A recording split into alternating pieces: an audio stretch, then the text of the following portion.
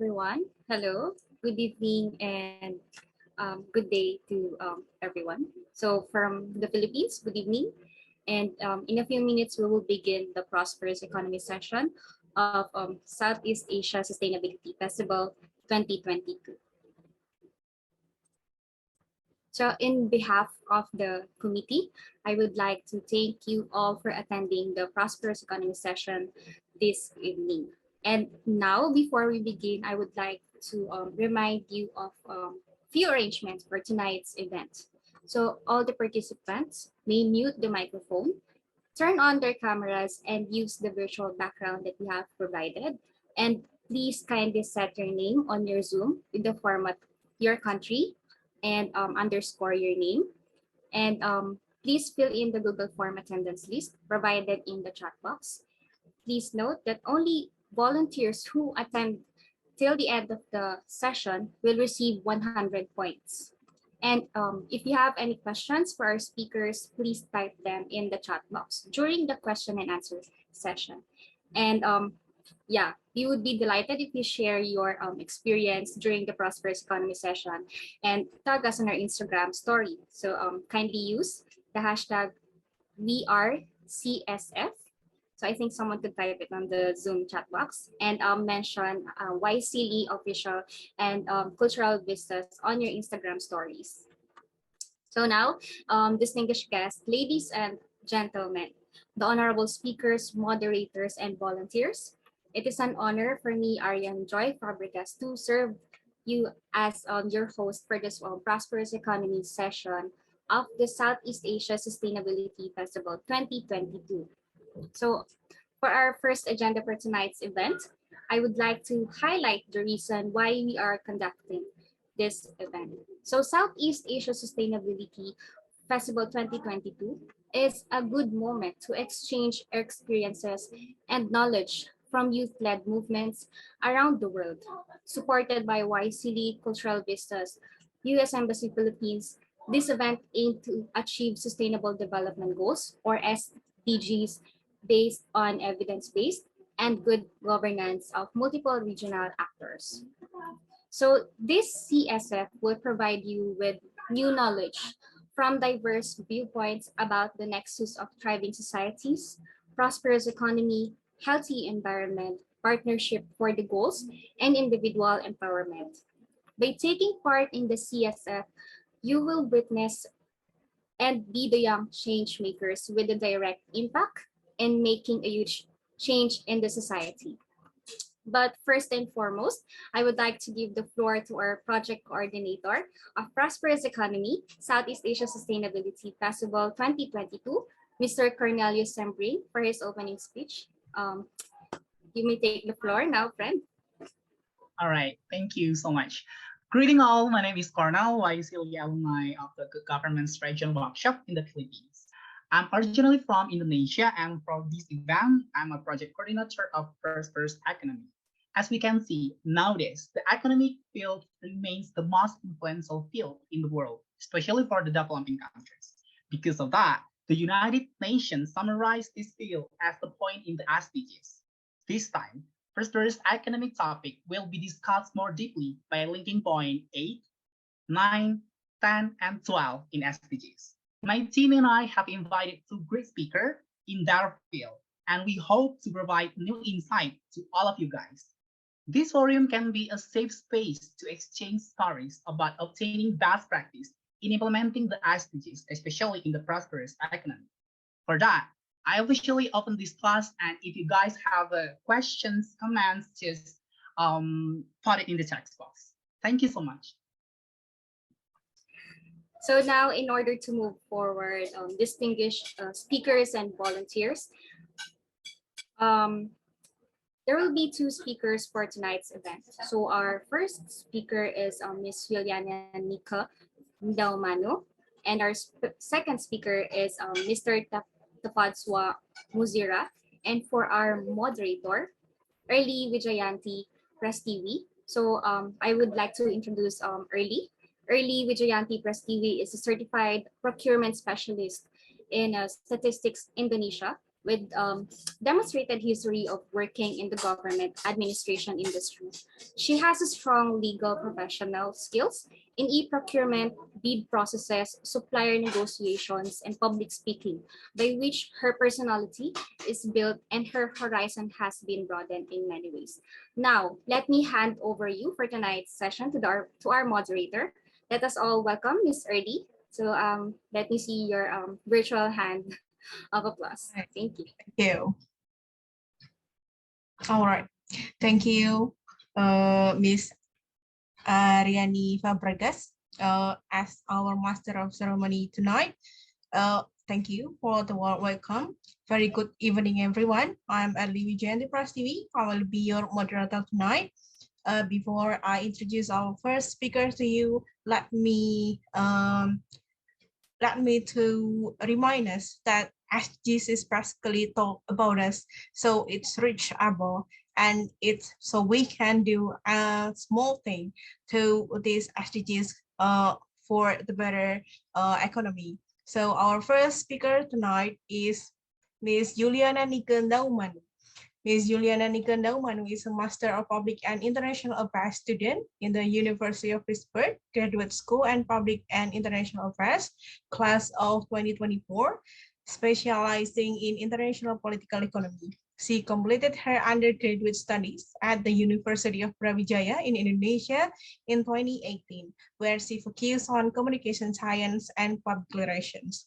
From 2015 to 2016, she was the Vice President of YSEALI at Universitas Brawijaya. She has been actively working on numerous SDGs projects since 2015, both internationally and in her Indonesian hometown of East Nusa Tenggara. She hopes to inspire young people to reach their full potential through her Dare to Dream project, which she started in 2016. She continues to advocate for youth empowerment and capacity building today. She is currently the president of Moderator Academy, a social enterprise in Kupang, East Nusa Tenggara, focusing on human capital development and education. She is the leader and ambassador of Papelingasih NTT, an environment non-profit organization under the program of Ministry of Youth and Sport of the Republic of Indonesia. Additionally, she received the Indonesian Education Scholarship called LPDP, and she actively take on the role of communication engagement and event manager of Mata Garuda America and public relation manager at Mata Garuda NTT. She is Permias Vice President of Communication, an Indonesian Student Association at the University of Pittsburgh. She represents the 2017 ASEAN Youth Ambassador Initiatives of the Indonesian Ministry of Foreign Affairs. So let us welcome our first speaker, Ms. Yuliana Ndaumanu. The floor is yours. Well, thank you so much, Ali, as our moderator for today, and also well explained about me. So I will try to share screen, hopefully. Yes.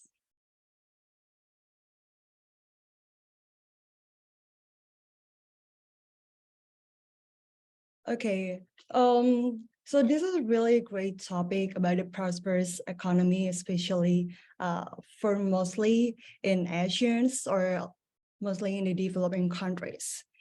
And from here, I received that the Sustainable Development Goals from number 8, 9, 10, and 12, I can see there are three main things that we're going to focus for today is the infrastructure, human capital, and innovation.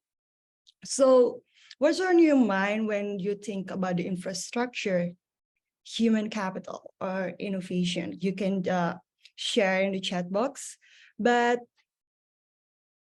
we're going to talk about what drives more about the infrastructure, as we know that the role of infrastructure is critical to promoting sustainable growth and improving connectivity, especially in the among ASEAN countries or mostly maybe in developing countries.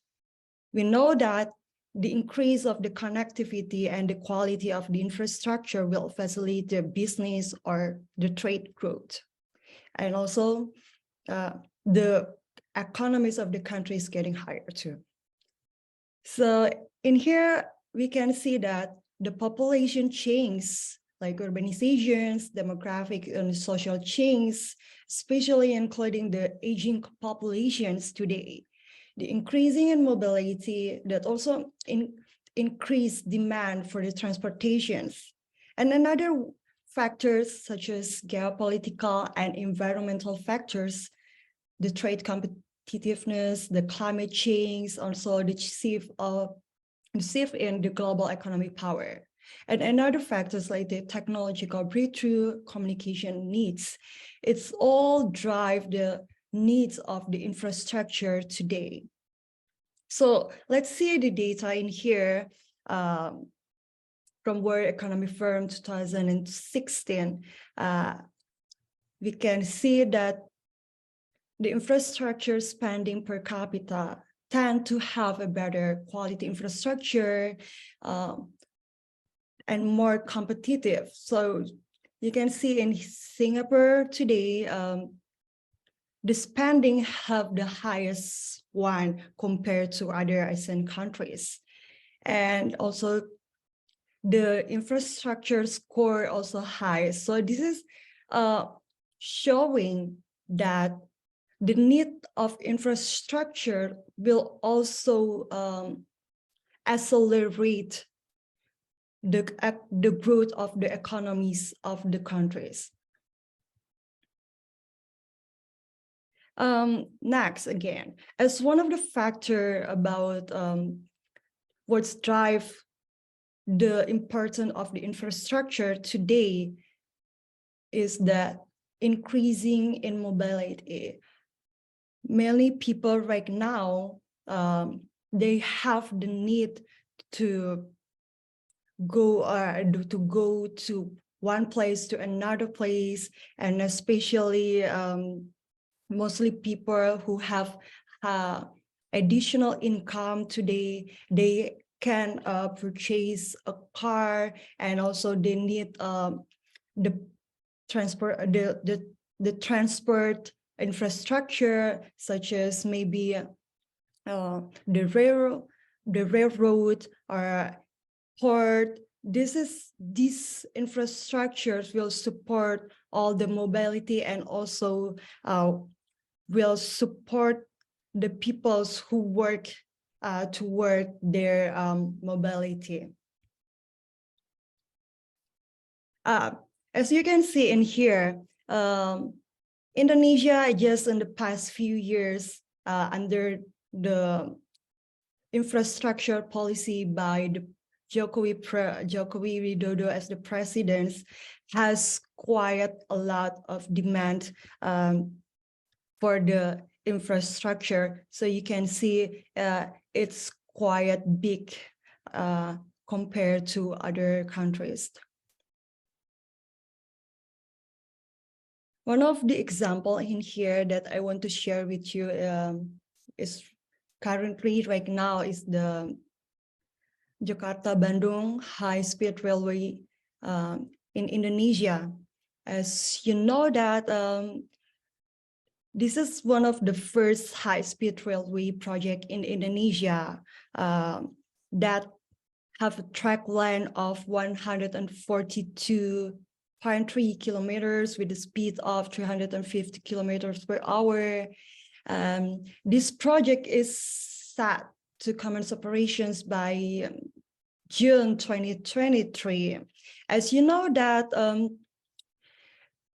China was selected by Indonesian governments over Japan in bidding here this massive project.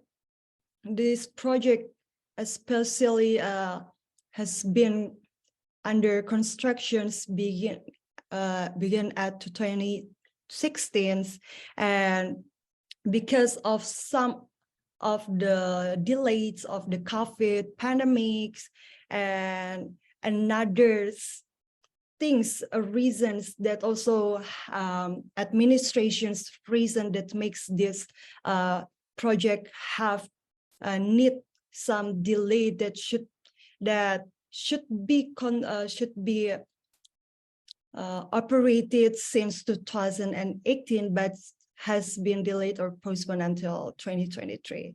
But this mega project has been estimated investment about $6.07 billion. And this is also one of the important project from the Belt Road Initiative, Indonesia and China. So through this project that has a lot of benefits, especially it can generate about 40,000 jobs a year during the constructions, and those industries, especially in manufacturing, infrastructure, the power generations, electronic or logistic, that they have also have the benefits through this project. And this project is not only for those associated industries, also for those people who live along the areas can experience kind of developments. So back forward, then we talk about the infrastructure, but the prosperous economy is not only about talking about the infrastructure. It's also, we need to talk about the human, the people. This is what we want to talk about, the human capital development, that investing in people, invest in people, especially for greater social equity and economic growth in the future. As you can, one of the saying from the Dr. Gabriel, from the World Bank's program leader, he said that investing in people, you also need to invest in good health, nutrition, education, or skills that made it possible for people to have a productive and prosperous life. So human capital innovations is quiet, have a strong connection in here. One of the data, as you can see in here, this is from 2019, from data from World Bank. One of the data state that a child born in Asia today will achieve only 59% of their full productive potential. For Asian countries to provide a more sustainable, equitable, and prosperous future for all its people, they need to invest in education, healthcare, and social protection program that's going to be a strong foundation for the human capital. So let's hear one of the best practice from Singapore. You need to know that at the beginning of the independence of the Singapore's world was not that developed country that we see right now. Singapore back then in 1960s also have the same GDPs and also the same with the lower middle income at the countries at the time. So what makes Singapore today have quite strong for their economies? From the policy by the Singapore governments at the beginning of their independence, their governments really focus for their human capital's growth at the times, because one of their strategy is that one of the strategy made by the governments at the time is to make sustainable goals that make the countries can focus for their health and educations. And other than that, the government also focused for the unemployed people or citizens at the time to give the skills trainings to support their, so they can do more for their so they can have a strong human capital development for themselves at the time. So in here, there are three things that we can learn from the Singapore in here while they're building for educations and the health sectors. That is the national development plan by the governments, and the second one's the coordinating with the industry that help the optimizations of the educations and the training of especially their earlyhood of educations at the time in the Singapore.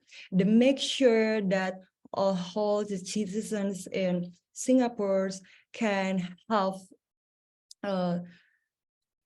14 years of educations, that mostly people by 18 years old, they can finish their educations. And the next one, the last best practice from the Singapore's, how they're improving health by at the time, at the beginning of the independence of the Singapore hard struggle, they have a lot of proposal to many international institutions in supporting to the in building their health sectors construction.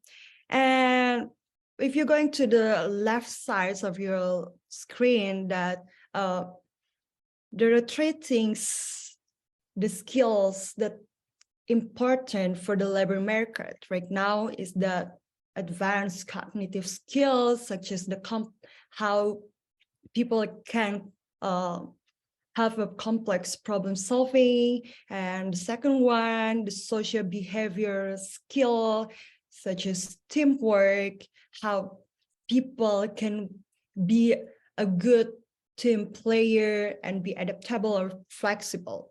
And the third one is where the skills combinations of the adaptabilities, such as reasoning and self-efficacy. These are stated by the World Bank in their one of their paper, that are three skills that important in the labor market today. Well, I think that's all about my presentations about the prosperous economy. As I stated again, that I just want to emphasize there are three that can at least make the prosperous economy in developing countries or in the ASEAN. It's the infrastructure, human capital, and innovation. So thank you. All right, thank you for the speech. That's very help us to understand about the SDGs and the prosperous economy, especially for our young generation. So now we move on to the Q&A session. So I will firstly read the question from the chat box, and then I will give you all the participants to raise your hand and ask your question, perhaps one of the participants. Okay, for the first question, Kak Nika, the first question is, spending more in infrastructure means that there are more funds to allocate to build the infrastructure. But what if the fund is limited? Should this spending of infrastructure still focus on the infrastructure, or become is it still become the priority or not? Thank you. Yeah, this is really interesting question. Thank you. So actually, in every country, they have their own priority, which one they want to build first. There are some countries they want to focus for the human infrastructure, or they want to focus for the building infrastructure. But somehow the need of the infrastructure is increasing, especially in the growing world right now, where everything's from maybe the development of the technology and also the globalizations, that people need to connect and the countries need to connect, especially, for example, if you live in the country where they have no access, especially for the port access, or they don't have any access for the public transportations, or maybe the road is not really well accessed by many people, it will be difficult for people to have that kind of lot of the mobility and increasing the economics mobility too. So it has a lot of two things, but currently, as a state mentioned before, that one of the case study from Indonesia is the high-speed railroads.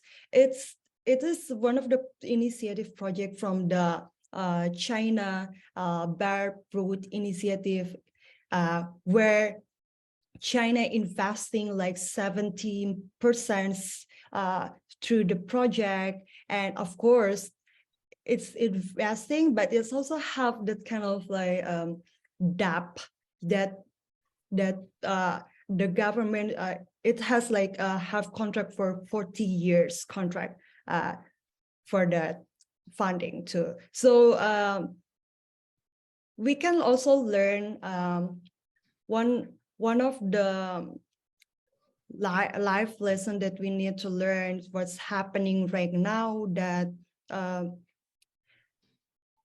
the funding or the international funding will attract to countries that have that opportunity, that can have to build in the infrastructure, but they also have the economic opportunity growth too. It will be difficult from the eye of the side of the international fund to give a funding to special government or special countries if they don't have the capacity to pay back. I mean, like to have that quite stable economy. So back again, that it depends on the priority, and also it depends of the country's economy, but somehow it's also depends of the how promising that the country can propose to get the fund. Yeah. Okay. Thank you for the answer from Nika. Perhaps I can add that Indonesia, for your information, has 17,000 islands throughout the country. So for the whole country, we need to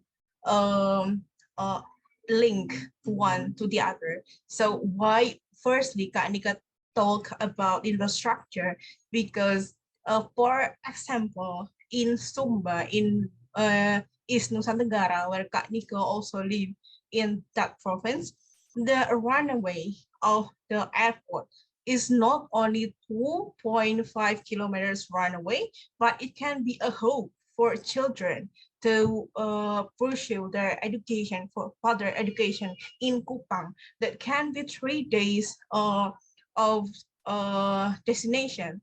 But if there are infrastructure, it can be shortened the journey for each student to pursue their education. So we move on to the second question.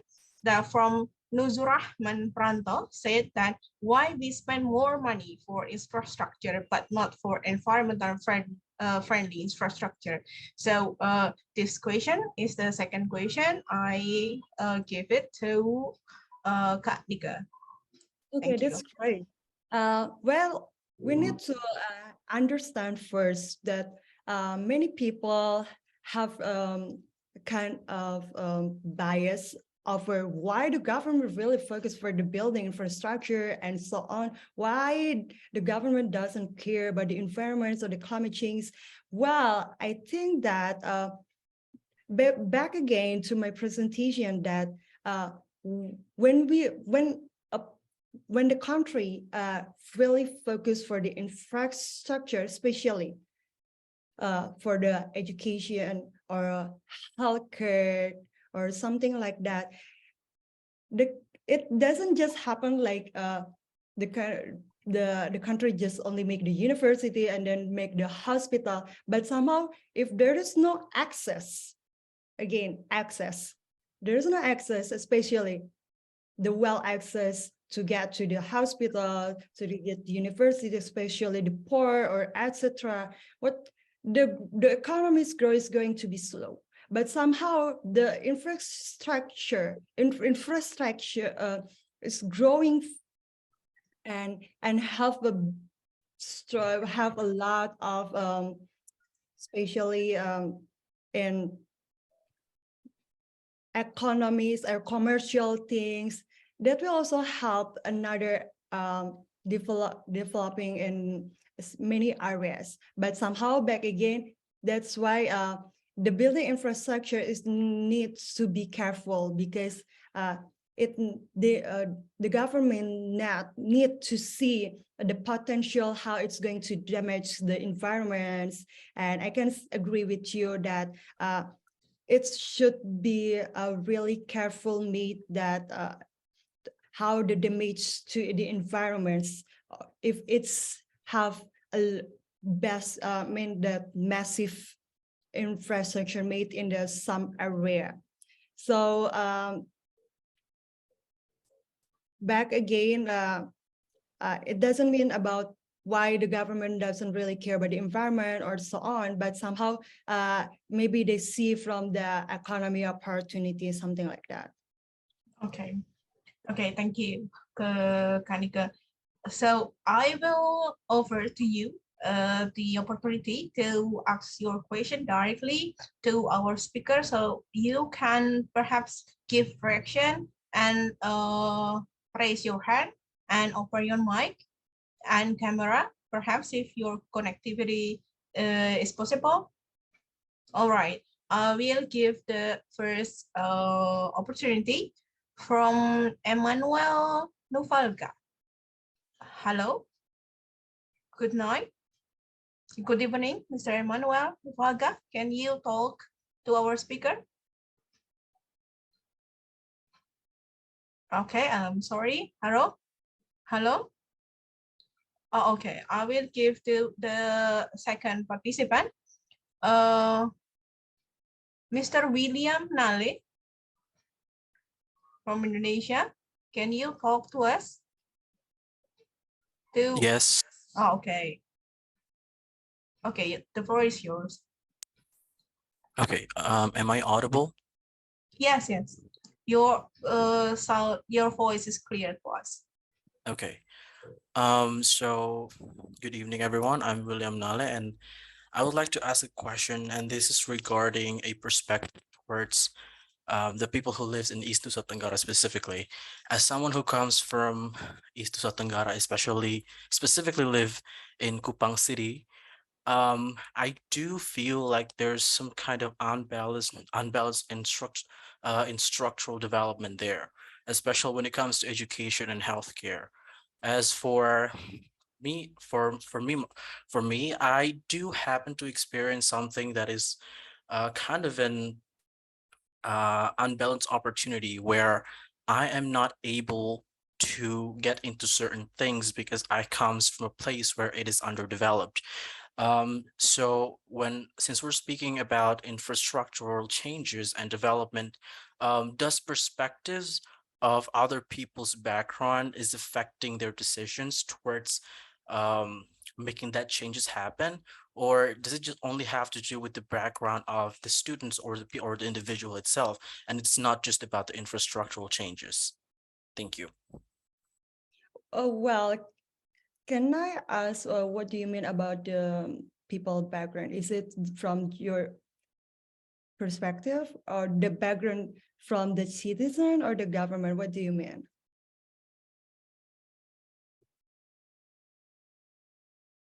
William? Okay. Okay. So what I mean by background is that there are quite a lot of people here in Kupang City that happens to experience that sort of inequality when it comes to opportunity, and that happens because we comes from a place where it is underdeveloped, especially in education and healthcare, and it affects their decisions towards something. And does that happens a lot, or it is just an infrastructural changes in that specific area that makes their decision not available to that certain people from that certain area? I see, I see. Well, actually, I can relate to you. I come from East Nusa Tenggara too, so I can relate with you. Well, back again, that from my presentation, maybe that the infrastructure building is somehow important, but somehow the infrastructure, especially for the human capital, is very important. In here, as you stated, that maybe there was somehow the kind of inequality in educations, background stages, or etc., have that kind of impact, how probably there will be this kind of like privileged or underprivileged thing, something like that. This is what's happening to our reality, especially wherever you are. Somehow, if you don't go to that kind of higher educations, you won't have any kind of the same privilege as others. And those people who cannot afford to school, they have the less opportunity than those people who can go to the better school. And somehow it's not only in educations, it's also happening to the health sector. Those people who have more money, they can afford for the life insurance or health insurance, but somehow those who has less money, they cannot afford even for the insurance payment for the bills of the hospital and etc. That's why the importance of this, that one of the best policy from the Singapore that I learned, that at the beginning of this growing of the Singapore in 1960s, the governments make sure the citizen to have the free access to the school until at their age of 18th, and then also the government provide or giving the life or health insurance to their citizens, and even the governments also have a saving to every children to so they can make savings for the higher education. This is one of the best practice that we can learn from the Singapore. And back again to maybe to Indonesians' perspective, that the need of the free educations and the free access to the healthcare, this is really important, especially for those people who live as maybe where William say that he's coming from East Nusa Tenggara, that has that mostly the majority of East Nusa Tenggara have a lower infrastructure rate between those who live in the west sides of Indonesia. So that makes the quiet infrastructure gap between those even for the children or who growing up in that kind of environments. So back again, that the government need really to focus on not only supporting the building or in the infrastructure, but somehow need to really support their human infrastructure for the human capital, especially maybe in the educations or the healthcare access. Okay, thank you.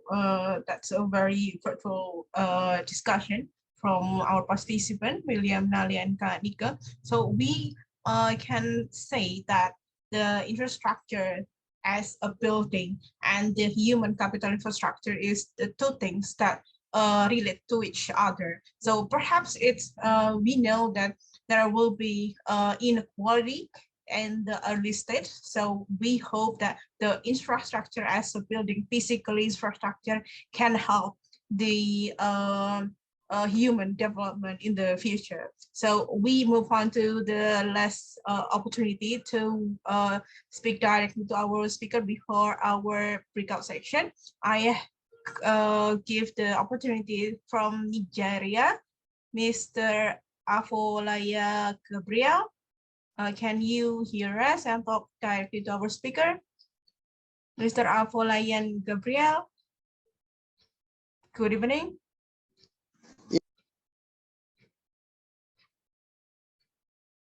You still mute. Oh, yeah, okay. Can you talk to our speaker directly? Yes, can you hear me, please? Yes, your voice is clear. Yeah, all right. Good afternoon. Thank you very much for this privilege. Okay. I did drop a message in the chat box, and the question was that because from the session, it looked as though only the government can really put things in place when we speak about infrastructure. So my question is, considering the fact that we are volunteers and we may want to advance the SDG goals, right? So my question is, how does an individual, right, if it's possible at all, how does an individual contribute to the infrastructure that makes the economy as a whole prosperous? I don't know if the question is clear enough. Okay, thank you, Mr. Afolayan Gabriel. To Kak Nika Ndaumanu, please. So this is the last question, right? Yes, a direct question before our breakout session. Okay, so that's also the perfect questions, especially for SDGs and how it's connected to here and how you contribute. Yeah, everyone of us is really open to contribute, especially in building infrastructure, especially for the human capital and innovations. If you really want to change how maybe, especially I'm not sure wherever you're coming from, but I just assume that all of us really want to build our community. We want to build our maybe area or our countries, wherever you are. That's why the importance of your presence and you as an individual who's taking a role in your community, you are just building yourself to be and supporting for the human capital innovation, as I mentioned before. In the number one, in improving your skills. Maybe right now, you have not that kind of having the competitive skills to compare to maybe in other company or maybe in other countries, especially for the soft skills or the hard skills. The skills, as I mentioned before, there are three things that the World Bank really focus for the need in the future human capital developments. They are the problem-solving skills. It's not easy to have these skills, because you have a lifelong learning towards the problem solving learning. It means that you need to engage more in community, you need to engage more to every problem in your society to have this kind of skills, to know how to solve some problems in your community, especially maybe for environment problems, climate change, or maybe economic problems, or etc. That's the skills you're going to gain. And the second one is the how well your flexibility and adaptability as an individual are. So, for example, if you already get used to work with people, you get used to work in a team, and you know how well to be a team player. I know that everyone wants to be a leader, but leader back again, leader doesn't mean you need to be bossy. You need to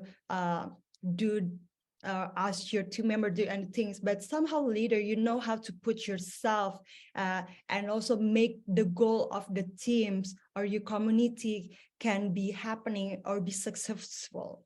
And the third one is that how well your flexibility, how well you adapt to a new environment, to a new pressure of a challenge, and etc. So these skills that will support you to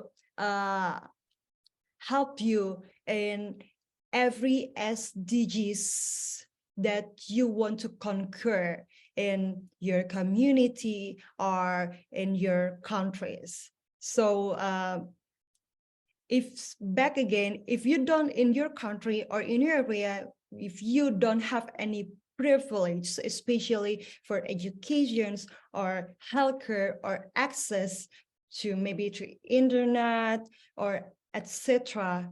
But somehow, if you still have access to build yourself as a human, to be more advanced, especially in any skills that you can do it, you can have that kind of value added that maybe in the future you can compete with those developed countries who have this the same maybe have kind of maybe different background, but somehow you building yourself and you're building through your community. That's how you're going to compete with any market competitions, especially for job competitions or etc. So yeah, I think that's all. All right. Thank you so much from Miss Nika Ndaumanu for the answers. So we know from Kanika that we need to have at least 4 skills. The first is problem solving skills, and then we need to engage more in community, work in a team, and we have to have a flexibility and the capability of adapt into the new environment. So we will move on to the breakout session. Firstly, I want to thank you for our first speaker for the very bright presentation that enriched our knowledge in the prosperous economy in the regarding of SDGs and how to act as an individual and also as the citizen of our country and the citizen of the global the world. Okay, thank you so much for Kanika. Please have a round of applause for Ms. Nika Ndaumanu. Thank you so much for your attendance in this session. So we will move to breakout session. After this, you need to solve the main question. It's about what concrete action you could start from small things to be able to contribute to the related SDGs especially for tonight topic about prosperous economy. You can talk about yourself, you can talk about your family, you can talk about your school. For example, if your school offer lunch for the students, so the student can have the education as well as the nutritious meal, so the health can be improved. You can talk about that. So we can build the prosperous economy for SDGs from very small things. You also can talk about job and how you engage to have Yes. a formal job for example, or if even if you in informal job, how you can improve your skill and be one of the global citizens so that you can How is uh, I want down one face did it say so you something? can make the prosperous economy can be reachable for your community. So after that, you will be directly um, directed to the breakout session, and I will see you in a bit about 15 minutes later. Thank you. Thank you so much for Ms. Ndaumanu once again. Okay, good evening. Thank you, everyone. Please give applause for Ms. Ndaumanu. Thank you.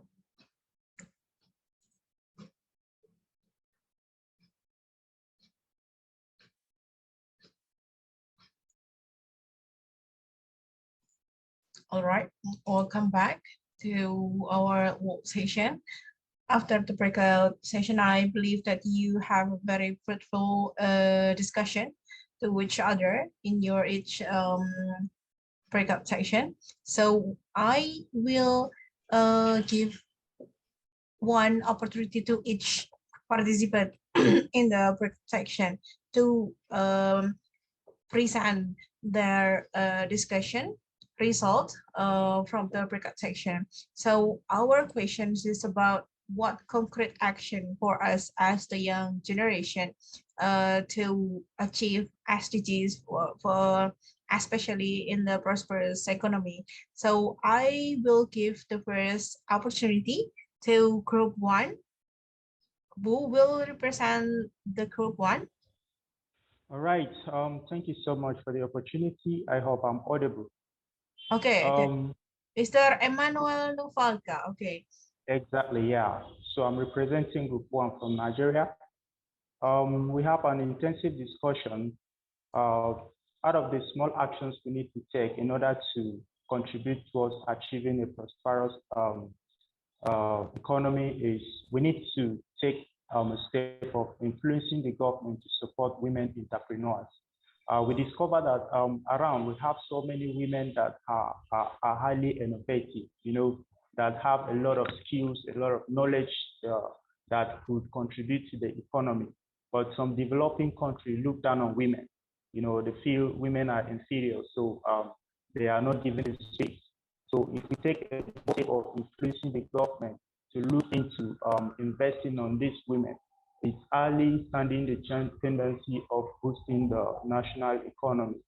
And another thing we talk about is influencing the government to engage the inmates. Like if you go to the prison, for example, we realize that there are capable people who are kept in a place. These people are kept in a place for a very long period of time without them contributing in a way or two towards the national economy due to the crime they commit. So we discussed that it would be good if young people take a step of influencing the government, educating the government, letting the government understand that if these people should be taken out of the prison and taken to the farm to cultivate the farmland for the government, it will actually go a long way in boosting the national agriculture or national food productivity, which stands the tendency of boosting the national economy as well. And out of what we discussed also is individuals taking bold steps to draw the attention of the government towards human capital development, because you realize that in countries like Nigeria, for example, young people are lacking inadequate access to skills development. Most of young people who graduate from the university, they are looking up to the government to give them jobs. And this is highly creating unemployment among the youth. So if we young people will take a step to inspire ourselves, we will get to understand that we will be able to influence the government easily, letting them to come in and, giving us the right skills we need in order to equip ourselves and contribute positively towards the achievement of a prosperous national economy. And out of what we discussed also is improving ourselves by managing our resources and learning new skills. So we as young people, we need to take time and improve ourselves. We need to use the internet, explore our devices, grab knowledge from distance from across the world. This is going to build us, this is going to empower us, it's going to expand our skills and enable us, to be productive so that we can contribute positively towards the national economy without waiting for the government or pointing finger at the government. And out of the last thing that we discussed is advocating for education. We young people, we need to advocate. We need to be education advocates. We need to devise a means, either using social media or using videos or any way we can to advocate for education by letting the government invest more on educating its young citizens. This stands the tendency of, improving the national economy. Thank you so much. Okay, thank you so much, Mr. Emmanuel Ufaga. So I will add on a little bit things about to highlight the presentation from group one. The first is about women. So I will quote one interesting knowledge from labor economics that if we educate a man, we educate an individual, but if we educate a woman, we educate the whole generation. That's the first thing. And the second thing is if we have the women to have opportunity for jobs, for example, so perhaps the jobs could be not as high productive as a man, but the women who work outside can improve themselves and bring the and the knowledge and experience to their family, so they can motivate the whole family and the whole generation as well. And the attention, for example, about Nigeria is about employment and how we reduce the unemployment for the youth, especially for example, in agriculture, without waiting for the government. And also we need to manage resources from our young generation and engage to the technology and explore that for to enrich the knowledge and our productivity to the community, right? So I will move on to second group. We will represent the second group. I will give the opportunity to you. Okay, Mr. Eliezer Leonce from Haiti. Okay, please, the floor is yours. Yes, hello everybody, it's an honor to be here. So we are going to talk about the concrete action that we can do to contribute to SDGs, and today we are talking about prosperous economy. So one of the first action we can do is being part of a community to make concrete actions, because we can't make changes alone. So some people could see difficult to have concrete actions in the country when they say they can't go to the president. So to do little action, you don't have to go to the government directly or the president, but you can begin by creating concrete action in some community. Like we can go to the mayor's office with good project, we can help the community. And step by step, we can create trust with this community, and we will have the national plan to do it. So concrete action with mayor's office. The second one is create infrastructure to help the people to have a prosperous economy. So always we will do it with step by step with the mayor's office. So little project will help people, will help the community to have prosperous economy in each center, in each city. So the third one is we make changes, but sometimes to do it with other people, we have to work on ourselves. So we have to lead by example, by creating concrete changes by ourselves. first, and we will be granted to be part of a community. So we are not going to be watching ourselves, but we are going to make concrete actions together. The fourth one, which is very important, is participate in improving education for everyone, especially about the climate change, hygiene, health, entrepreneurship, and SDGs. So we can collaborate with university, college, young organization, and to educate the young generation, because we can't talk about future if we are not investing in young people. So everything is with the young people, the young generation. They need to know, they have to be educated. And for the whole people who are getting older, they have to be ready to help us in this project. So the fifth part is investing in young people. When I said investing in young people, some of them have great projects. So we can create platform to teach them and investing in their big projects.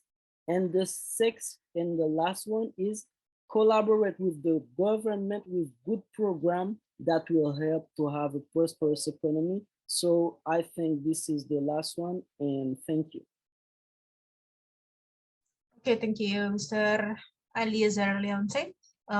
So group 2 basically talk about the collaboration between all the aspects in the economy, and also remind us that infrastructure can be hand in hand with the education and how we involve in the environment and entrepreneurship also to bridge the SDGs as well.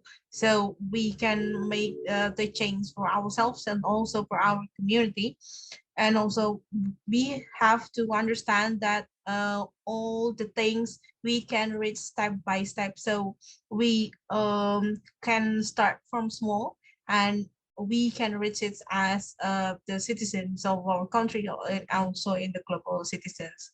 Okay, thank you from group 2. So I will move on to the group 3. Who will represent from the group 3? Please open your mic. Unmute Miss Indah Fitria Saragi, right? Yes. Oh, okay, please. Good evening today, everyone, especially to our moderator, our Miss Wijayanti Prastiwi. So the concrete action for young generations, in my opinion, the first is education. Education tends to raise productivity and creativity, as well as stimulate entrepreneurship and technological breakthroughs. All of these factors lead to greater output and economic growth. Why I say like that? Because the economic system and its development is essential connect with the educational system, because knowledge is the basic any economic of system. So if we have the best educations from ourselves, that can help us to grow the economy. And then what the strategy that we can do as a young generation to develop our education to face the global, especially in the growth of economic. First, strategy adoption. This adjustment relates to the formations of economics identify and its economic compatible educational identify and strategic formal education planning. Second, tactile operating adjustment. These adjustments will relate to the definition of specific, tactile, and operational educational outcomes at every level of education. Because the education have the level first, lower, medium, and then highest. Example, I'm joining in the community of education that's part Indonesia teaching community. So Indonesia teaching community is the volunteer can teach a kids of English program. That also can develop the kids that doesn't know about the English, but they can speak English. Because as we know, English is the most important language for us. If we do the communications to foreign people or countries, so we should understand about the English. So we as a young generation, we can make an action just a little. There is the volunteer, which is can give the education to the kids and the everyone. Thanks so much. Okay, I will highlight a bit from the group 3 is basically talk about the foundation of the prosperous economy, that is education as the foundation for the human capital development. So we also highlight about the need, the basic need of communication in international language, which is English. We know that Indonesia is the mother tongue of Indonesia is not English, and Pak Gita Wirjawan highlight about how we have the narration of our country. So we need to make English as popular and as possible for kids and for everyone. So by communication, we can reduce the gap for the community when we talk and or when we communicate with other people in every side of the world. So it can be the key of the education that English is also the basic need of the education in Indonesia. Thank you, Ms. Indah Fitria Saragih. I will move on to the fourth group. We will represent the fourth group, please. Hello. Please open your mic, yes? Please. Hello. Okay. Okay. Can you hear me? Yes, yes, your voice is clear. Miss All right. Biala. Yeah. Good to be here. I'm here to represent Group 4 from our breakout session. We discussed the concrete actions the participants could take, starting from small things to contribute to the related. We lay down some points, but most of them actually fall under education. For instance, we believe the youth are the leaders of tomorrow. And in order to do that, many of them are still not aware of these sustainable development goals and ways of making their nation or community better. So we need to educate the people, and very important, we must do that, or we should try to do that in their own dialect, in the language they understand, because that will provide effective communication. Then aside from that, we should also strive for many community projects or community side courses that can help bring people together, the youth, or even the adults in the community, to inform them, to educate them. We can also advocate for more SDG programs to be included in our schools. With this, it can also help encourage the young ones, not only the youth, to be aware, to be interested, to push for a prosperous economy. Now, we also believe that the infrastructure, the human capital, and innovation actually go hand in hand, because when the people of the community are well taken care of, according to our first speaker, she gave us a quote. So if they're taken care of through education, health-wise, or even any kind of industry, it will also make the people bring about good innovative ideas.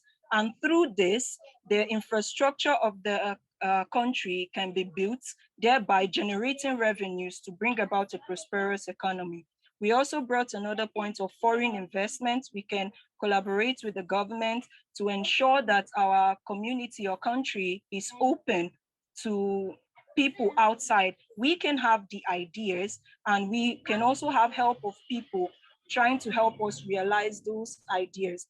And another thing is we can also help in our various communities, try to bring about a collaboration between the various NGOs, organizations, or networks to come together, probably once a while or in any way we can do it, to make sure they work towards actualizing this particular goal, because they say together or united we stand. So it helps if all hands is on deck towards actualizing a particular dream. the climate change, or we should also educate the people on environmental friendly actions and the effect of waste, bad waste disposal. This can hinder our environment badly. It can ensure it can bring about erosion, flood, or even sickness. So once you educate the people and tell them or talk to them about how their actions bring about consequences, I'm sure it will bring about a turnabout of the nation's economy. And lastly, we also talked about the youths can inform the government or educate the government or even collaborate with them to ensure that the industries of a particular nation is open. Some countries just focus on oil, and we all know how bad or the effect of oil.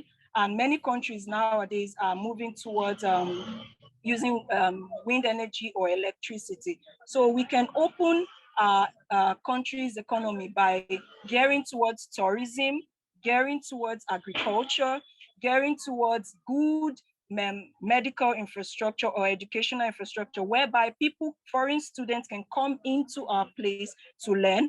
Foreign people can come to gain medical experiences or healthcare. They can come in for tourism, learn our culture. They can come in for agriculture, or we can export to them. So all these are ways that our economy can be opened to bring about or generate more revenue. Lastly, the Group 4 members, we try to push out that this infrastructure, human capital, and innovation, they actually go hand in hand. So the government, the youth, and we volunteers should ensure that we work on them, because once the people are okay, they are open to thinking and bringing about new ideas that can build up the infrastructure. And also similarly, in some countries, it's also when the infrastructure is better in terms of good schools and good healthcare, that is when the people can be taken care of and they can bring good innovative ideas that can bring about a prosperous economy. So it's a two-way street. So those are our points from Group 4. Thank you very much for the opportunity. Thank you so much from Nigeria, Ms. Chibuzor Obialor. I hope I pronounced it right. So it's fine. It's fine. Oh, thank you. Sorry, I'm so sorry. I will highlight for the Group 4 before we can add on after.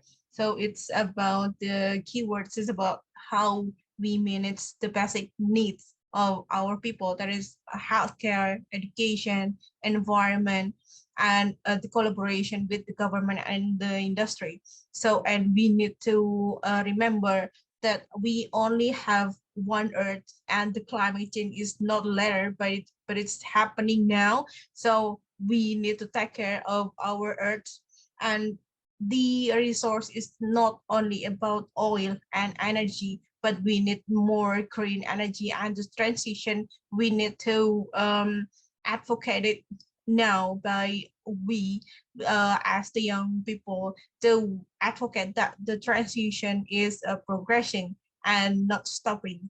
And I would like to remind us that now the world is not in a good condition before pandemic, and every country is now in protectionism mode, that no country want to open the economy and have collaboration like back then before the pandemic. We are now closing our economy. We make the protection for our free trade, and we don't want to share our resource with other countries. So I would like to remind us that as the young generation, we need to bring back the collaboration and the collaborative spirit to each other, not only for our country. So I will add on the suggestion from the chat box, that is to support the local product. And we need to remember that support local product is to make, when it's bigger, it will collaborate with each other, but not to close our boundaries to other economies. So as the collaborative economy, it will bring more benefit to all. Okay, so I will make one opportunity to close our presentation session. For this session, perhaps someone want to talk. I will choose Miss Unmodern Emmett from Nigeria. Do you want to talk directly to close our session before I bring the conclusion?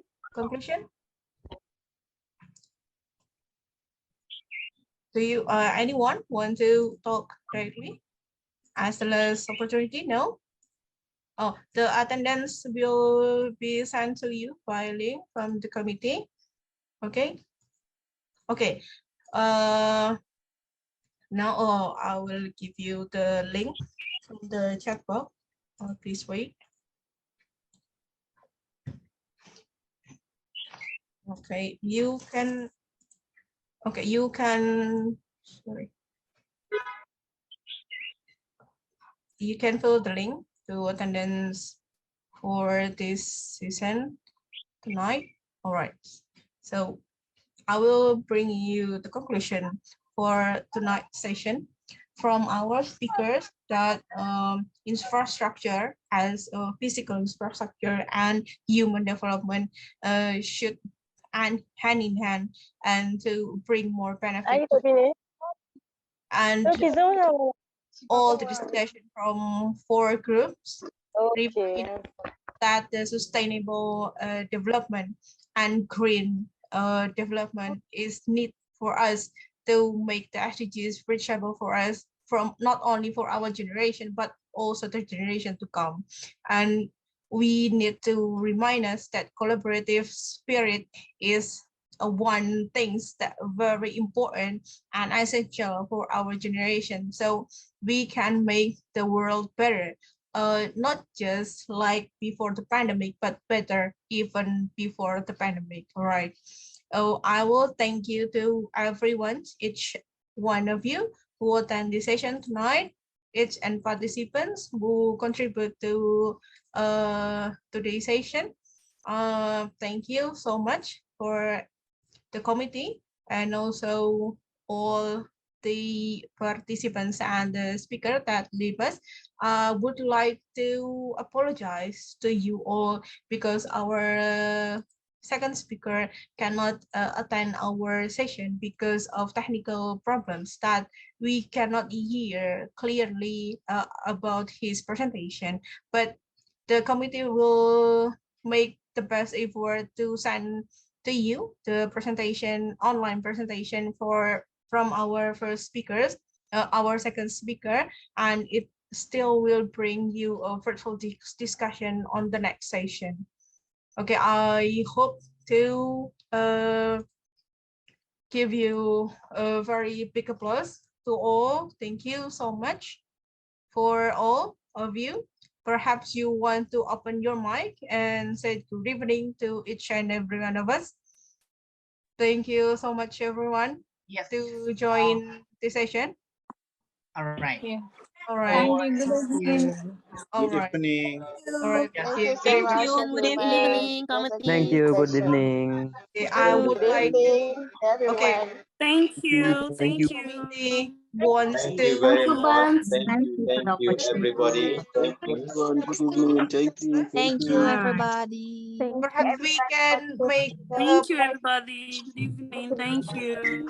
Okay. Thank you. Perhaps we can make the photo Thank session you. for everyone. Thank you all. Would you like to open your camera so we can make the photo session of this? I will screenshot first for the first. Thank you. Miss Okay. Erli, yeah, Yes. I think we will do the whole event. Oh, yeah, sorry. I forgot about that. Yeah, don't. Decision to Miss Ariana as our master of ceremony. It's okay. Thank you so much. Thank you. I want. Okay. Thank you so much, Miss Erli, and thank you so much for all the participants of this Prosperous Economy session. And I'm really glad to hear all the insights. And I think and I feel and I believe that everyone now that everyone on fire when it comes to protecting our environment, and when it comes to giving importance to our education and our health, as it will lead as this all will lead to human development, or let's say more more improved society. So yeah, I'm really glad to be here and to host this event. So again, thank you so much, Ms. Erli, who has lead the main session, who moderated this event, and also to the keynote speakers who delivered their presentations earlier. Thank you so much. And yes, now before we close for tonight's event, we would like to have a group photo. So please turn your cameras. I would like to see everyone's faces, and I think Sir Cornell will help us to take the photos. Hello. All right. In 3, 2, 1. Okay, this is the first slide. We're going to the second slide. In the second slide, in 3, 2. Wait a second. It's freezing. All right. In 3, 2, 1. All right. Next, we move to the third slide. And maybe the others community also can help me to screen share. You can collaborate, right? Let's practice collaboration. Oh. Okay, the third slide. 3, 2, 1. All right. Next, the fourth and 5. And the last one. Well done. Back to you, Arvena. Yeah, thank you, Sir Cornell, our project coordinator. And yeah, I do hope that this learning session will retain, and eventually it will help us have a society that everyone can be healthy, that everyone can have access to education. And yeah, on personally, I'm really really honored to meet everyone here. So thank you so much, and I hope you can use all the learnings in your countries as well, your respective countries. Thank you so much. Thank you so much, Ms. Riana Fabregas. Thank you so much, everyone. All right. And thank you for the officially over.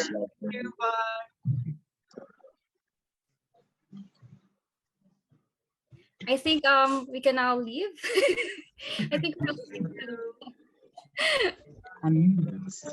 Thank you, everyone. Thank you. Thank you. Thank you.